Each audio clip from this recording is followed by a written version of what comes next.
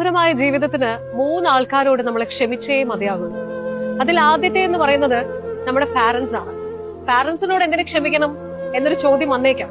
പക്ഷെ ഒരു കാര്യമാണ്, നിങ്ങളൊന്ന് ആലോചിച്ച് നോക്കിയേ, എന്റെയും നിങ്ങളുടെയും ഒക്കെയും ഇന്നത്തെ നിലനിൽപ്പിന് നമ്മുടെ മാതാപിതാക്കൾ തന്നിട്ടുള്ള ഒരു വാല്യൂ എന്ന് പറയുന്നത്, അല്ലെങ്കിൽ അവരുടെ ഒരു ഇൻപുട്ട് എന്ന് പറയുന്നത് നമുക്ക് പറഞ്ഞറിയിക്കാൻ പറ്റാത്തതാണ്. പിന്നെ എന്തിനു മാപ്പ് കൊടുക്കണം എന്ന് ചോദിച്ചാൽ അതാണ് പോയിന്റ്.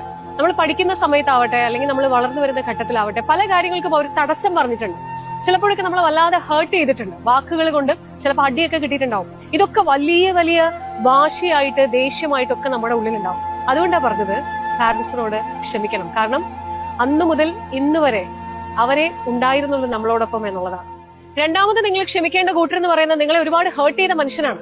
അങ്ങനെ വേദനിപ്പിച്ച മനുഷ്യരോട് എങ്ങനെ ക്ഷമിക്കാനാകുമെന്ന് ചോദിച്ചാൽ, ഞാൻ ഈ പറയാനിരിക്കുന്ന കാര്യം കേൾക്കുമ്പോൾ നിങ്ങൾക്ക് അതിന്റെ ഗുഡൻസ് മനസ്സിലാവും. നമ്മളിപ്പോ ഒരാളോട് ദേഷ്യമുണ്ട്, കാരണം അയാൾ നമ്മൾ ഒരുപാട് ദ്രോഹിച്ചിട്ടുണ്ട്, ഒരുപാട് ഹേർട്ട് ചെയ്തിട്ടുണ്ട്. പക്ഷേ അയാൾ